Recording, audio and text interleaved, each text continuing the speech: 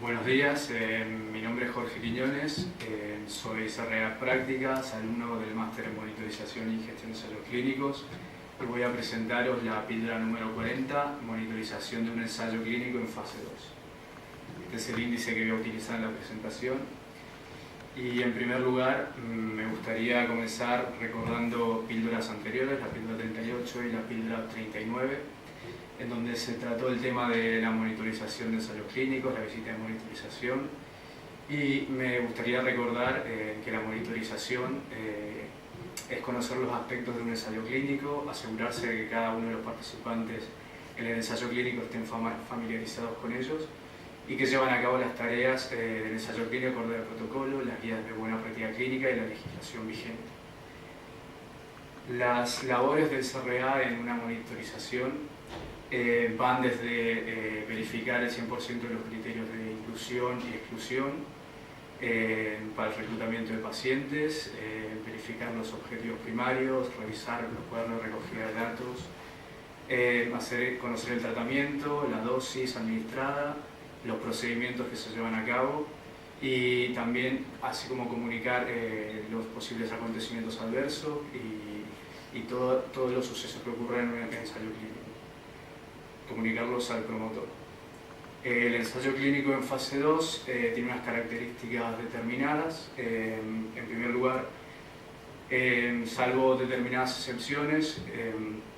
es el primer contacto del fármaco en investigación con pacientes reales. Se realizan poblaciones intermedias y se tienen en cuenta las poblaciones en fase 1 y en fase 3 del ensayo. Tiene unos criterios de inclusión-exclusión determinados, rigurosos, se establecen objetivos clínicamente significativos, se suele usar una rama de control y también se utilizan variables subrogadas intermedias para obtener resultados más rápidos. Constituye un punto de partida en cuanto a la eficacia y la seguridad en la evolución del desarrollo de un fármaco con vistas a la fase 3, si es que se llega a dar el caso, y se amplían datos de seguridad obtenidos en la fase 1 del ensayo clínico. ¿Qué requisitos hacen falta para que se dé una fase 2 durante el desarrollo de un fármaco? Bueno, que el rango terapéutico sea aceptable, que haya ausencia de efectos adversos inesperados o graves durante las fases previas,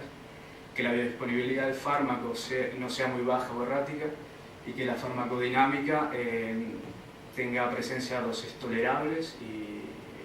que se haya demostrado en estudios preliminares.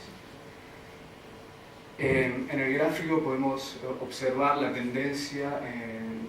en lo que viene siendo el éxito en el desarrollo de un fármaco, la cantidad de fármacos que empiezan en las fases previas y la cantidad tan baja que llega a ser aprobado. En este sentido, la fase 2 constituye un punto intermedio en el desarrollo del fármaco.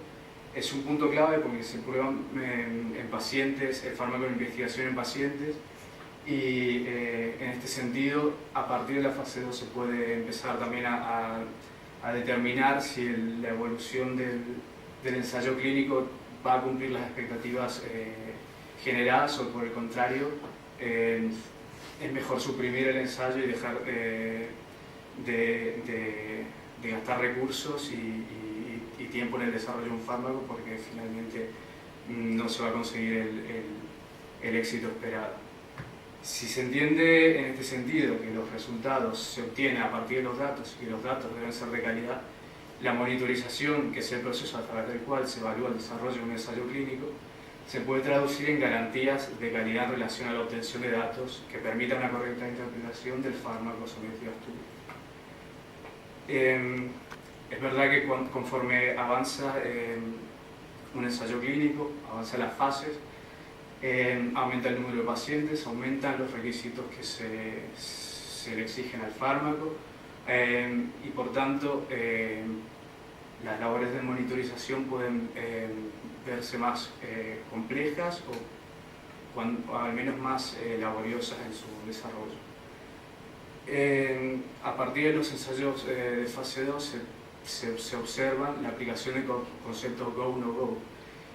para valorar si el fármaco sometido a estudio cumple con las expectativas básicas para iniciar la siguiente fase del estudio. Como comentaba anteriormente, el análisis de los resultados tiene que ser fiable. Para que este análisis sea fiable, los datos deben ser contrastables con los documentos fuentes. Se debe seguir estrictamente el protocolo establecido. Para ello hay que cumplir, lógicamente, las guías de buena práctica clínica, la legislación vigente. Y estos documentos deben estar accesibles para que el monitor, que es el nexo entre el promotor y el equipo investigador, pueda elaborar unos informes acerca de la evolución de un ensayo clínico. Conforme aumenta el tamaño del ensayo, empiezan a justificar cambios en el modelo tradicional de monitorización, que viene siendo la monitorización presencial. Se utiliza la asunción de riesgo más definida, y la monitorización remota puede ser una herramienta muy útil en el desarrollo de la monitorización de un ensayo clínico en fase 2. También se empieza a hablar de la monitorización basada en el riesgo, que se basa en principios de calidad a través del diseño, y los datos que se van a monitorizar se caracterizan por ser críticos, menos críticos o no críticos en función del riesgo que supone para el paciente y para la evolución del ensayo en sí. Entonces, la monitorización se orienta a entender de manera correcta cuál es la historia que cuentan los datos, y no únicamente contrastar todos los datos que se van generando en un ensayo clínico con los documentos, con los sistemas de recogida de datos. El uso de nuevas tecnologías implica también que los modelos de monitorización vayan cambiando. La monitorización remota reduce la frecuencia de las visitas y la duración de las visitas a cada centro, y también busca disminuir errores, disminuir inconsistencias y anticiparse a posibles desviaciones que puedan surgir en relación con el protocolo. Los ensayos clínicos de fase 2 se observan un gran número de este tipo de ensayos en ensayos de tipo oncológico, en oncología. Este es un ejemplo de un ensayo abierto, aleatorizado, multicéntrico, de fase 2, en donde el objetivo es demostrar la efectividad del palbociclib, que es un inhibidor selectivo de quinasa dependiente de ciclinas 4 y 6, con administración oral, en tratamiento combinado con el letrozol, que es un inhibidor no esteroideo de la aromatasa. Es importante, desde el punto de vista del monitor, conocer, aparte del diseño del estudio, los criterios de inclusión y de exclusión que pueden tener en los pacientes, y cuanto más complejo sea el diseño del estudio, es más importante conocerlo en detalle. En este ejemplo, por ejemplo, existen dos tipos de cohortes. La aleatorización en ambos es 1-1 y en el cohorte número 1 los pacientes son seleccionados en función de un criterio, de una serie de criterios desde donde destacan principalmente la presencia de estrógeno positivo y un biomarcador que se llama HR2 negativo en el cohorte número 1. En el cohorte número 2, además, los pacientes debían presentar amplificación del gen ciclina D1 y pérdida de función del gen P16 o ambos. Si desglosamos lo que viene siendo el cuadro del ensayo, podemos observar cómo a lo largo del ensayo se van quitando pacientes de los distintos tipos de cohortes, de los distintos grupos, y eso es importante reflejarlo en el informe que se transmite al monitor, además de comentar todos los posibles acontecimientos adversos, la violación al protocolo, las desviaciones, los abandonos, las retiradas, para el posterior análisis de resultados. Otro ejemplo de un ensayo clínico en fase 2, llevado a cabo también para el tratamiento de cáncer de mama, es un estudio prospectivo, aleatorizado, doble ciego controlado, con placebo, y también multicéntrico, en el que se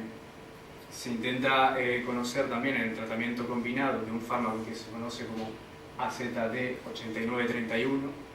inhibidor reversible de la señalización del receptor factor de crecimiento epidérmico, en combinación con anastrozol, que es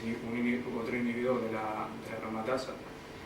Y en tratamiento combinado también se administran varias dosis para que sirva, si llegaba a tener éxito este ensayo, como inicio de la fase 3 del ensayo. En cuanto al análisis de resultados, en el primer ensayo, los datos generados que fueron transmitidos al promotor a través de los informes fueron positivos y dieron como resultado el inicio de la fase 3, y recientemente se ha aprobado el palbociclib para el tratamiento de cáncer de mama metastásico en pacientes RE positivo, HR2 negativo. En cambio, en el segundo ensayo, los resultados observados no daban criterios de confianza como para seguir avanzando en el estudio, y se decidió que no se iniciaba la fase 3 porque no se observaba eficacia significativa para el nuevo fármaco. Además presentaba una toxicidad gastrointestinal y de la piel, con lo cual los promotores decidieron no seguir adelante con el estudio. En tanto, la participación del monitor en la obtención de datos interviene directamente en la verificación de los datos obtenidos en la fase clínica, la interlocución con el equipo investigador y con el monitor, y la notificación de los procesos que se producen en el ensayo clínico al promotor.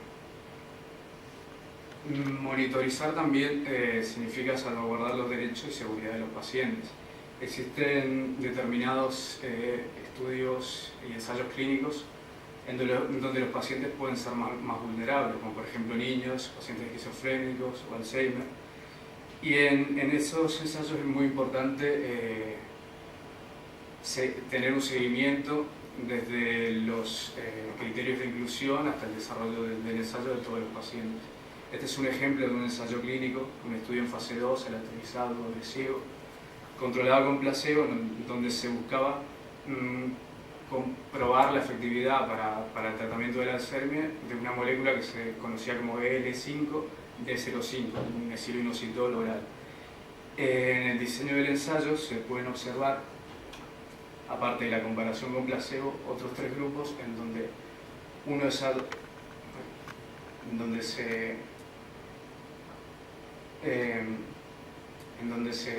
se observan distintas dosis para el tratamiento del Alzheimer con la molécula en investigación. La transmisión de los resultados al promotor por parte del monitor, que permiten al promotor tener una noción de la evolución del ensayo,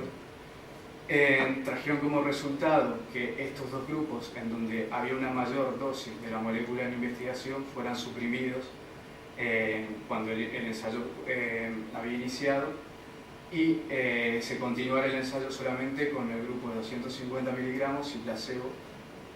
que finalmente acabó con unos resultados que no fueron los esperados. La exclusión de estos 2 grupos fue debido a un mayor índice de infecciones respiratorias, a que no había diferencias significativas entre estos 2 grupos, el grupo placebo y los 250 miligramos, y que se exponía al paciente de una manera, digamos, innecesaria a una mayor dosis de la molécula de investigación. Las conclusiones que se pueden sacar es que en la fase de un estudio clínico la monitorización implica una transmisión adecuada de la evolución del desarrollo del ensayo clínico al promotor, donde se busca que los resultados sean un fiel reflejo de la evolución del fármaco en investigación, y para ello los datos deben ser de calidad, y en eso la participación del monitor en el ensayo clínico es importante. También en la inclusión de pacientes, sobre todo en pacientes que puedan ser vulnerables, la monitorización debe realizarse de forma rigurosa, entendiendo que los derechos de estos pacientes deben ser prioritarios para todas las partes que participan en el ensayo clínico. Y por último, que las herramientas y criterios de evaluación que agilizan la fase 2 del ensayo clínico son una tendencia creciente en este ámbito. Y me gustaría finalizar con la bibliografía que he utilizado, y muchas gracias.